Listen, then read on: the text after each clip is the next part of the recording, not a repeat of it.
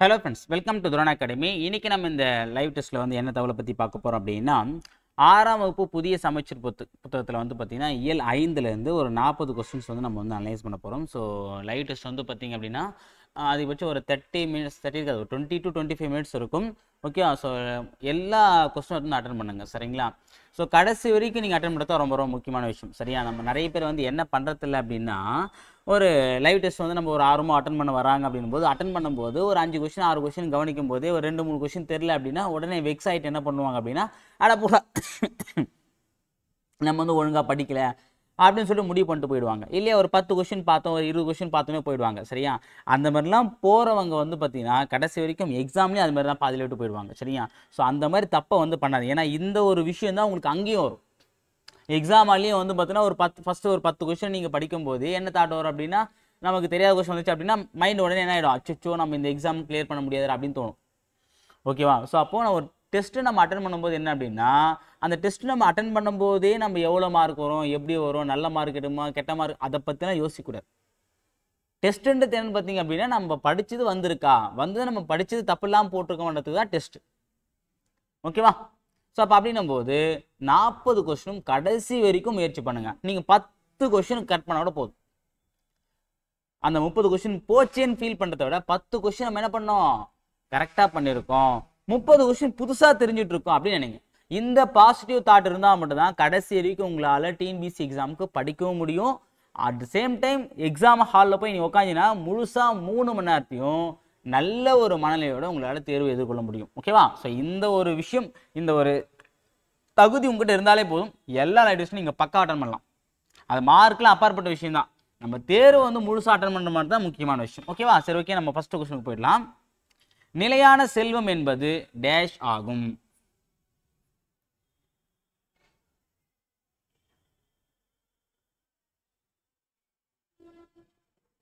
நிலையான செல்வம் என்பது டேஷ் ஆகும். இதுக்கான ஆன்சர் ஆப்ஷன் சி, ஊக்கம். ஊக்கம் என்பது நிலையான செல்வம். அடுத்து இரண்டாவது கேள்வி, விருந்தினரின் முகம் எப்போது வாடும்?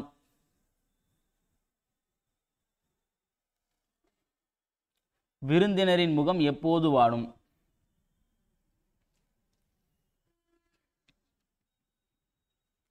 இதுக்கு ஆன்சர் ஆப்ஷன் பி, நம் முகம் மாறினால். நம்ம வந்து பார்த்தீங்கன்னா வீட்டுக்கு வந்து விருந்தாளியை வந்து பார்த்தீங்கன்னா வரும்போதே நம்ம வந்து மூஞ்சி சுளிப்பா நம்ம வரவேற்றோம் அப்படின்னா ஏன்டா வந்தோன்ற நினைப்பு இருக்கும் அவங்களுக்கு, சரிங்களா? ஓகேவா சார்? நான் அப்படிலாம் பண்ண மாட்டோம், விருந்தாளி வரனால முதல்ல நாங்கள் வீட்டை போட்டுன்னு போயிடுவோம். ஓகேவா? இருந்தால் தானே பிரச்சனை, இல்லைன்னா பிரச்சனையே இல்லைன்னு சொல்லிட்டு அந்த மாதிரி அப்பவும் வந்து என்னது, விருந்தினுடைய முகம் மாறிடும், சரியா? சரி, ஓகே. அடுத்து மூணாவது கொஸ்டின், விடுபட்ட சொற்களை நிரப்புக. வெள்ளத்தனைய மலநீட்டம், மாந்தர்த்தம். கீழே இருக்கக்கூடிய இந்த 3 சீரை வந்து ஃபில் பண்ணுங்க. மேலே 4 சீர் திருக்குறளில் விடுபட்டது. இது மாதிரி பட்டு டிபிஎஸ் வந்து கொஸ்டின் கேட்குறாங்க, ஞாபகம் வச்சுங்க. ஓகேங்களா?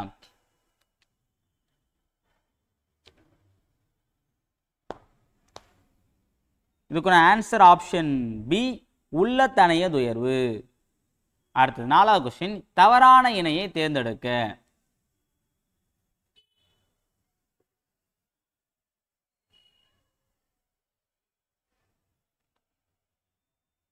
இதுக்கான ஆன்சர் வந்து பார்த்தீங்க அப்படின்னா ஆன்சர் ஆப்ஷன் சி, சிற்பங்கள். சிற்பங்கள்லாம் ஆர்ட் கிடையாது. ஓகே, நான் வச்சுங்க.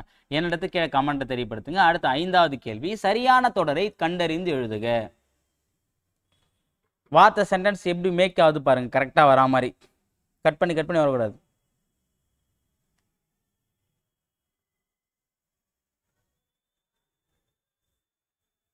இதுக்கு ஆன்சர் ஆப்ஷன் சி, கதிரவன் காலையில் உதித்து மாலையில் மறையும்.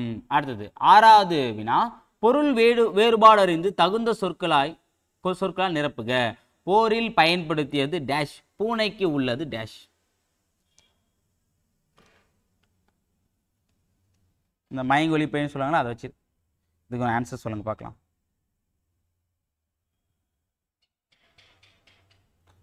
இதுக்கு ஆன்சர் வந்து பார்த்தீங்கன்னா போரில் பயன்படுத்தி நம்ம வாள். ஓகே, நம்ம வீசக்கூடிய வாள். இந்த வாள்னா குரங்குடைய வாள்னு சொல்லும் பற்றி அது அவ்வளோதான். அடுத்து 7வது, மயங்கொலி பிழைகளற்ற சொற்களை தேர்ந்தெடுத்து எழுதுக. மயங்கொலி பிழை இல்லாத சொல்.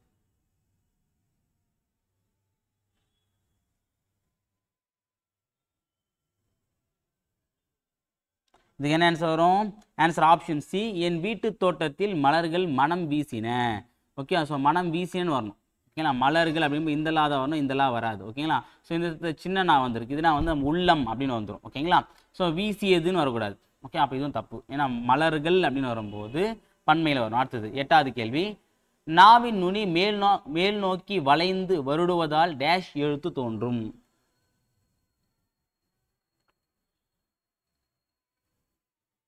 இந்த வார்த்தை மேக்ஸிமம் நிறைய பேருக்கு வராது. நான் தமிழுக்கு அழகு சேர்ப்பதே அந்த ஒரு எழுதுதான்றதையும் சொல்லியிருப்பாங்க. எதுன்னு தெரிஞ்சிருக்கும் உங்களுக்கு. ஆன்சர் ஆப்ஷன் பி, ழகரம். அடுத்தது 9வது கேள்வி, கீழ்கண்ட பொருத்தமில்லாத ஒன்றை தேர்ந்தெடுக்க.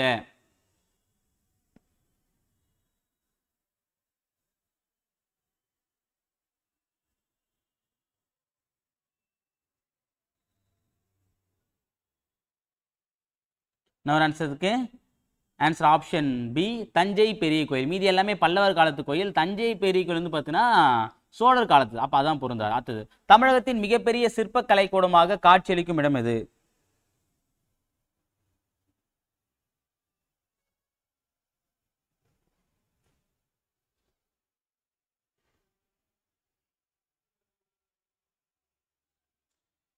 இதுக்கு ஆன்சர் ஆப்ஷன் பி, மாமல்லபுரம் தான். சரி, அடுத்தது 11வது கேள்வி, மாமல்லபுரத்தில் 2 பாறைகளுக்கு இடையே நீர் வழிந்து வரும் அமைப்பிற்கு என்ன பெயர்?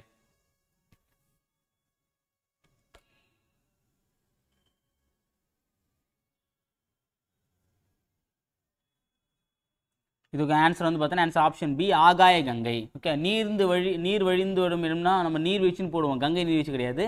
அது என்ன பேர் அப்படின்னா ஆகாய கங்கை தான் அதுக்கு பேர். ஓகே, ஞாபகம் வச்சுங்க. அடுத்தது 12வது கேள்வி, நரசிம்மவர்மனின் தந்தை பெயர், அவர் எந்த நாட்டை ஆட்சி செய்தார்? அது சொல்லுங்க பார்க்கலாம்.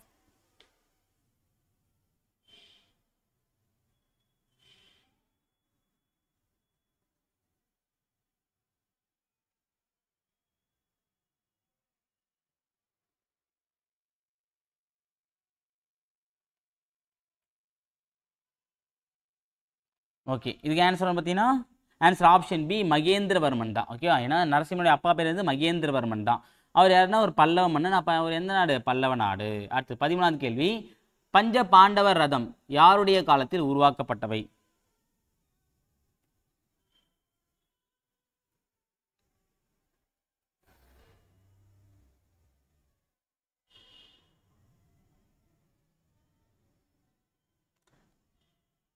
இதுக்கான ஆன்சர் வந்து பார்த்தீங்க அப்படின்னா ஆன்சர் ஆப்ஷன் டி, இவற்றில் யாரும் இல்லை. ஓகேவா. ஸோ இதுக்கப்புறம் வந்து நம்ம வைக்கக்கூடிய லைவ் டெஸ்ட் வந்து பார்த்தீங்கன்னா ஒரு 2லேருந்து 3 கொஸ்டின் வந்து பார்த்தீங்கன்னா உங்களுக்கே அந்த டெஸ்ட்டுக்குள்ளேயே ஒரு டெஸ்ட் வைக்கிறேன்.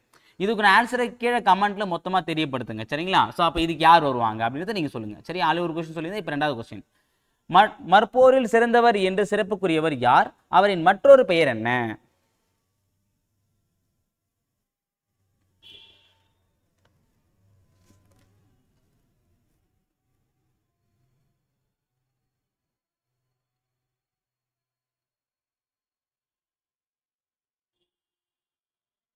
ஓகே, ஆன்சர்லாம் பார்த்தீங்க அப்படின்னா ஆன்சர் ஆப்ஷன் சி, முதலாம் நரசிம்மவர்மன். ஏன்னா மாமல்லன் சொல்லிட்டு அழைக்கிறாங்க, சிறப்பு பெயர். ஓகேவா. நம்ம வந்து இந்த மாமன்னன் படம் பார்த்து நிறைய பேர் மாமன்னன் போட்டிருந்தீங்க. மாமன்னன் கிடையாது, மாமல்லன் தான். சரிங்களா. ஓகே, அடுத்தது, விழா காலங்களில் வீட்டின் வாயிலில் டேஷ் இலையால் தோரணம் கட்டுவர்.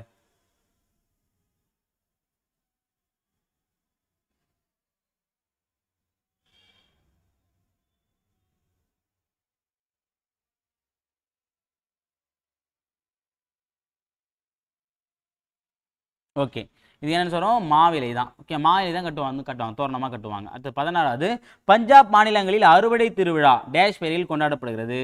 மேலும் குஜராத், ராஜஸ்தான் மாநிலங்களில் டேஷ் பெயரில் கொண்டாடப்படுகிறது.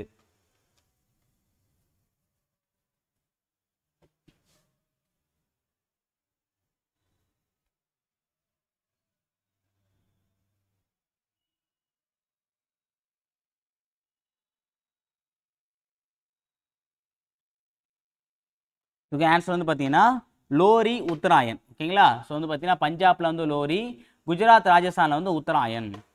அடுத்து 17, மகர சங்கராந்தி என்ற பெயரில் அறுவடை திருநாளை கொண்டாடும் மாநிலம் எது?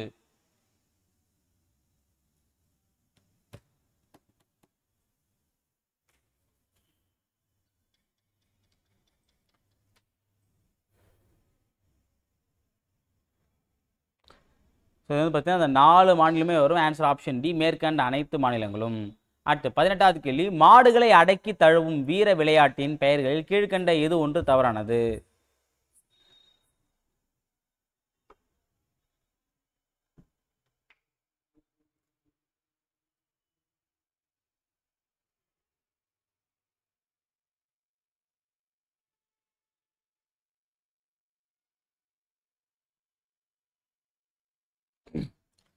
மஞ்சு பிடித்தல் இது மட்டும் தான் வந்து வராது, மீதி எல்லாமே வரும். அடுத்தது 19வது கேள்வி, உழவர்களின் செல்வமாக மதிக்கப்படுவது எது?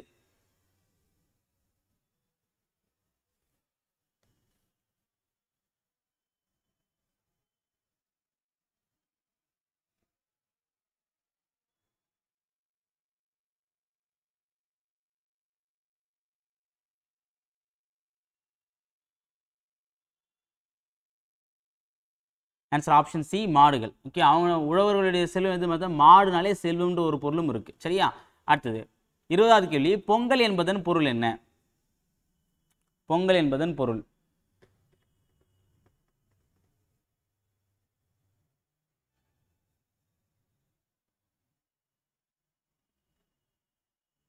இதுக்கு என்ன ஆன்சர் பார்த்தீங்கன்னா, பொங்கல்னா என்ன அர்த்தம்னா பொங்கி பெருகி வருவது தான். ஓகேங்களா? ஸோ பொங்க பானையில் அரிசி இட்டு சூரியனுக்கு படைப்பது, உடனே சாப்பாட்டுக்கு போயிடாதீங்க, அது வேற. இப்போ வேற பொங்கல் வேற போகுதுன்னா நமக்கு அந்த ஒரு மைண்ட் வரும். சரியா? அடுத்து 21வது கேள்வி, நாம் வீட்டில் உள்ள பயனற்ற பொருட்களை நீக்கி வீட்டை தூய்மை செய்யும் நாள் எவ்வாறு அழைக்கப்படுகிறது?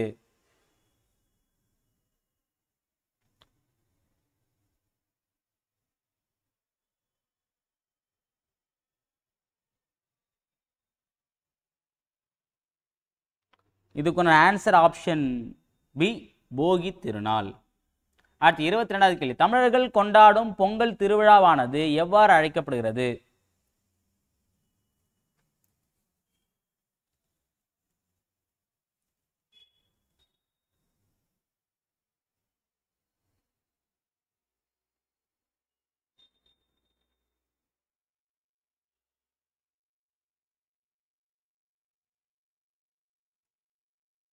ஆன்சர் ஆப்ஷன் மேற்கூறிய அனைத்தும் எல்லாமே வந்துடும். அடுத்தது 23, உதித்த என்ற சொல்லுக்குரிய எதிர்ச்சொல் என்ன? உதித்த என்ற சொல்லுக்குரிய எதிர்ச்சொல்.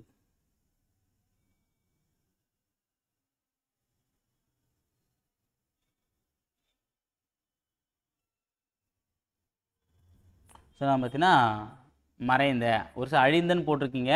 உதித்தனா சூரியன் உதித்தல்னா மறைதல், அதுக்கு ஆப்போசிட் மறைதல் தான் வரும். ஓகே, அழிதல் கிடையாது. ஓகேங்களா? அது வேற விஷயம். உருவாதல்னா தான் அழிதல் வரும். அடுத்து 24, பாட்டி செய்து என்னும் சொல்லை பிரித்து எழுத கிடைப்பது என்ன?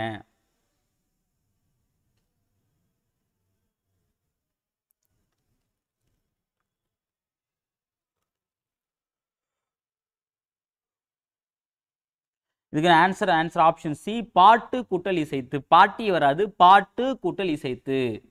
அடுத்தது 25, ஆசாரக்கோவை எந்த நூல்களில் ஒன்றாக கருதப்படுகிறது?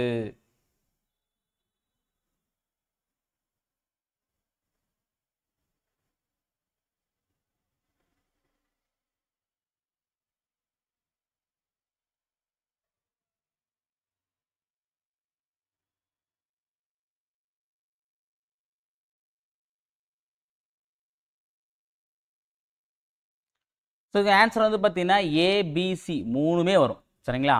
ஆனால் ஆப்டாக நமக்கு வந்து பார்த்தீங்கன்னா புக்கில் கொடுக்கும்போது என்னன்னா 15 கீழ்க்கணக்கு நூல்கள் ஒன்று தான் கொடுப்பாங்க. ஏன்னா தொகுக்கப்பட்டது என்ன தொகுத்துருக்காங்க, அதாவது வந்து பார்த்தீங்கன்னா 15 மேற்கணக்கு நூல்கள் கீழ்கணக்கு நூல்கள் தான் தொகுத்துருக்காங்க. அப்போ தொகுக்கப்பட்டதில் வந்து பார்த்தீங்கன்னா இது 15 கீழ்கணக்கு நூல் ஒன்றாக தான் தொகுத்துருக்காங்க. அதுக்குள்ளே நம்ம சப்பா போகும்போது தான் நீதி நூல்கள், அறநூல்கள் அப்படின்ற கான்செப்ட் வரும். சரிங்களா? ஸோ அப்போ நம்ம எந்த எந்த நூல்கள் ஒன்றாக கருதப்படுதுன்னா நம்ம என்ன சொல்லணும் அப்படின்னா 15 கீழ்கணக்கு நூல்கள் தான் சொல்லணும். ஓகே, ஆன்சர் ஆப்ஷன் சி தான். ஓகேங்களா? ஆனால் ஏவும் பியும் கூட வரும். ஆனால் நான் எக்ஸாம் அப்படி கேட்க மாட்டாங்க, உங்களுக்கு விளக்கத்துக்காக தான் இந்த கொஸ்டின் அப்படி வச்சிருக்கேன். சரிங்களா? எக்ஸாமில் கேட்கும்போது ஒன்றும் 15 கீழ்கணக்கு மேல்கணக்கு 8 தொகை 10 பாட்டு அப்படி தான் கொடுப்பாங்களே தவிர இந்த மாதிரி நீதி நூல் அறநூல்லாம் கொடுக்க மாட்டாங்க. ஓகேவா? ஏன்னா இந்த மூணுமே கவர் ஆகக்கூடியது தான். ஆனால் ஆப்டாக அதுக்கு ஆன்சர் என்ன வரும்னா 15 கீழ்கணக்கு நூல்கள் தான். சரிங்களா? அடுத்து 26வது கேள்வி, சரியான விடையை தேர்ந்தெடுக்க. பிறரிடம் நான் டேஷ் பேசுவேன், பிறர் நமக்கு செய்யும் தீங்கை பொறுத்துக் கொள்வது டேஷ் ஆகும்.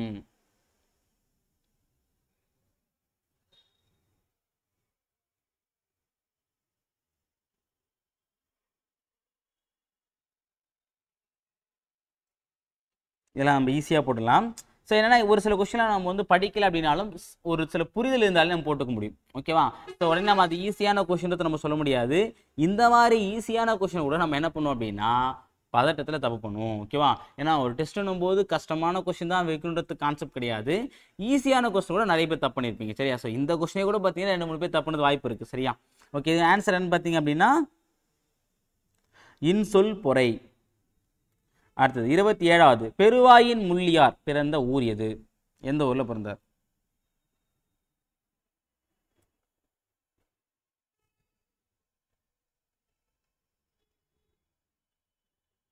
Answer option C, Kayathur.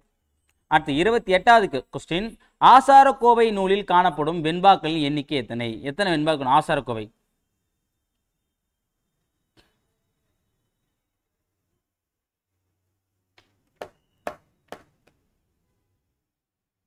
இந்த ஆன்சர் ஆப்ஷன் சி, 100 வெண்பாக்களால் பாடப்படுவது ஆசாரக்கோவை.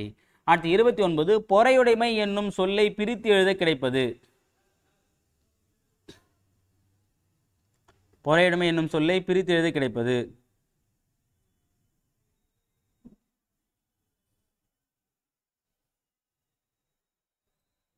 இதுக்கு ஆன்சர் ஆப்ஷன் டி, பொறை கூட்டல் உடைமை.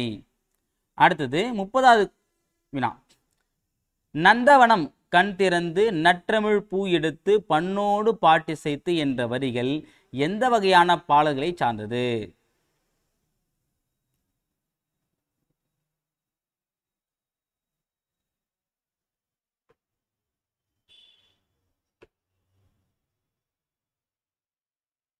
இதுக்கு ஆன்சர் ஆப்ஷன் ஏ, தாலாட்டு பாடல்கள். அடுத்தது 36வது கொஸ்டின், ஒப்புரவு ஆற்ற அறிதல் அறிவுடைமை என்ற பாடல் வரிகள் இடம்பெற்றுள்ள நூல் எது? இதனை எழுதியவர் யார்? சொல்லுங்க சார். அப்படியா? ஒரு 10 மினிட்ஸ் வெயிட் பண்றீங்களா? Okay sir.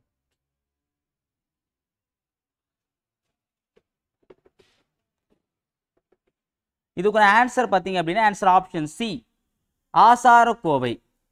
ஓகேங்களா? எழுதியவர் யார் அப்படின்னா பெருவாயின் முள்ளியார். இப்போ நம்ம கேள்வியை பார்க்கும்போதே ஃபர்ஸ்ட் என்ன, பெருவாயின் முள்ளியார் ஆசாரக்கோவை நம்ம போட்டு போயிடும். ஆனால் இங்கே கேள்வி என்ன கேட்டிருக்கோம், இடம்பெற்ற நூல் ஃபர்ஸ்ட் நம்ம சொல்லிட்டு அதுக்கப்புறம் தான் எழுதியவர் சொல்லணும். ஓகேவா? இப்போ என்ன கேள்வி கேட்குறாங்களோ அதுக்கு நான் முதல்ல கேட்கக்கூடிய கொஸ்டின் ஃபர்ஸ்ட் ஆன்சர் பண்ணணும், அப்புறம் ரெண்டாவது கேள்வி. ஓகேங்களா? அடுத்தது 32வது வினா, ஆசாரக்கோவையில் கூறப்பட்டுள்ள நல்லொழுக்கங்களின் எண்ணிக்கை எத்தனை? மேலும் ஆசாரக்கோவை என்பதன் பொருள் என்ன?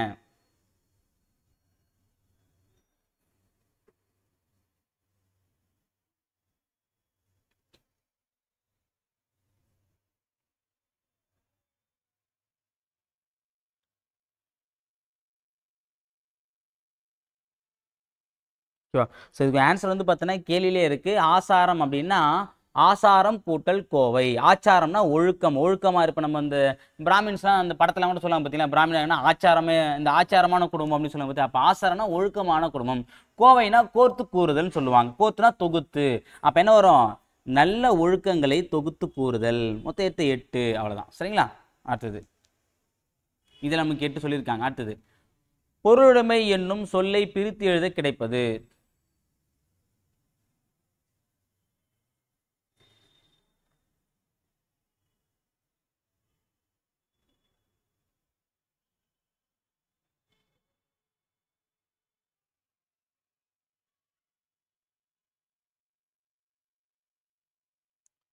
பொருளுடைமை என்னும் சொல்லை பிரித்து எழுத கிடைப்பது என்னது?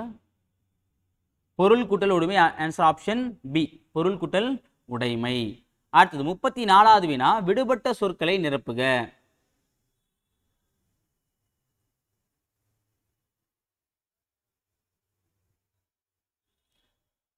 தங்கப்பூ பதிக்க தந்தத்தால் ஆன தொட்டில் செல்லமாய் உறங்க வந்த டேஷ் முத்தேனே.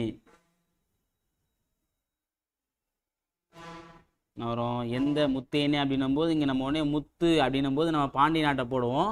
ஆனால் கொர்க்கை நாட்டையும் போட்டு வாய்ப்பு. ஆனால் முத்தேனே அப்படின்னா 3 தமிழ் தேன், அந்த தேனை பற்றி சொல்கிறாங்க. அப்போ சேரநாடு. Answer option B. அடுத்தது 35வது கேள்வி, தாள் என்பதன் பொருள் என்ன? தாள் என்பதன் பொருள் தாள் என்பதன் பொருள் எதுக்கு? ஆன்சர் ஆப்ஷன் சி, நாக்கு. எல்லாருக்குமே தெரிஞ்ச வினா தான். அடுத்தது 36வது வினா. தமிழர்கள் கொண்டாடும் பல விழாக்கள் டேஷ் போற்றும் வகையிலேயே அமைந்திருக்கின்றன. இப்போ தமிழர்கள் கொண்டாடக்கூடிய நிறைய விழாக்கள் வந்து எந்த ஒரு விஷயத்த வந்து போற்றுற மாதிரி இருக்கு? சமயமா, இயற்கையா, பாரம்பரியமா, மொழியை போற்றுற மாதிரி இருக்கா?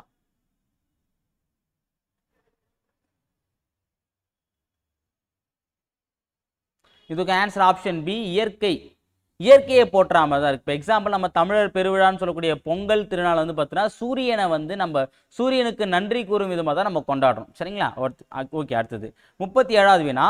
உழவு தொழிலில் செய்யும் உழவர்கள் டேஷ் விதைகளை விதைப்பர். டேஷ் மாதம் வந்து விதைப்பாங்க. டேஷ் மாதம் வந்து அறுவடை செய்து பயன் அடைவர்.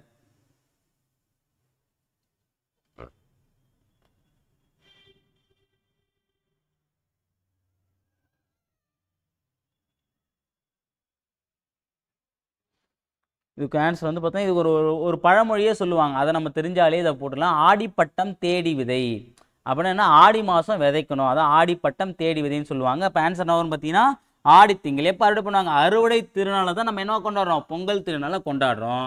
அப்போ பொங்கல் எப்போ கொண்டாடுறோம்? தை மாதம். அப்போ தை திங்கள். அப்போ ஆடி திங்கள், தை திங்கள். Answer option C.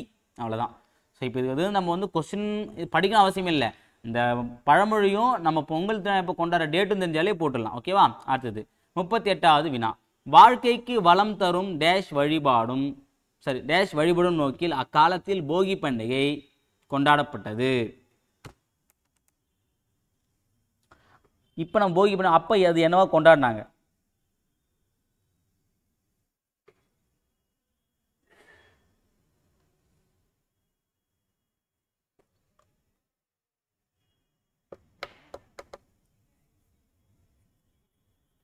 இது ஆன்சர் வந்து பார்த்தீங்கன்னா மழை கடவுளை. அதான் புக்கில் கொடுத்தோன்னா மழை கடவுளை வேண்டி இந்திர விழாவா நம்ம கொண்டாடாங்க பழங்காலத்தில். ஓகேங்களா? அடுத்தது 39வது வினா. தை முதல் நாளில் டேஷ் தொடங்குகிறது. ஓகே, தை முதல் நாள் தை 1 என்ன சொல்றாங்க? அதோடு தை டேஷ் நாளை வந்து நம்ம திருவள்ளுவர் தினமாக கொண்டாடுறோம். தை மாதம் எந்த நாளை திருவள்ளுவர் தினமாகவும் அதே மாதிரி தை முதல் நாளை என்ன பண்டிகையாக கொண்டாடுறாங்கன்னு சொல்லுங்க.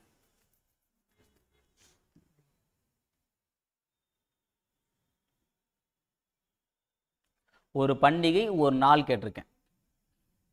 ஓகே, தை முதல் நாள் வந்து நம்ம என்ன பண்டிகையாக கொண்டாடுறோம் அப்படின்னா தை பொங்கலாக வந்து கொண்டாடுறோம். சரி, திருவள்ளுவர் ஆண்டை நம்ம வந்து கொண்டாடுறோம். 2ஆம் நாளை வந்து நம்ம என்ன சொல்கிறோம்? அதாவது திருவள்ளுவர் தினமாக வந்து நம்ம கொண்டாடுறோம். Answer option B. ஓகேங்களா? ஓகே. அடுத்தது 40வது கொஸ்டின். மாமல்லபுரத்தில் மனிதர்கள், விலங்குகள், பறவைகள் போன்ற சிற்பங்கள் செதுக்கப்பட்டுள்ளது. இந்த பாறைக்கு டேஷ் என்று பெயர். இவ்வாறாக செதுக்கப்படும் சிற்பங்களுக்கு என்ன பேர் கொண்டு அழைப்பாங்க? அந்த பாறைக்கு என்ன பேர்? அதில் வரையக்கூடிய சிற்பத்துக்கு என்ன பேர்?